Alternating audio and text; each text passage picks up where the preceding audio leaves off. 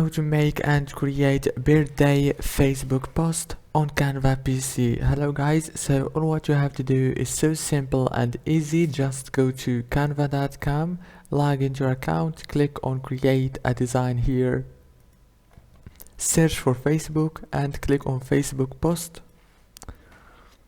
Now it will take you to this page. Go right here and scroll down until you find birthday Facebook post. Click on see all, choose a template, for example this one, and you can edit the text and add the picture that you want, and it's very easy and fast, as you can see.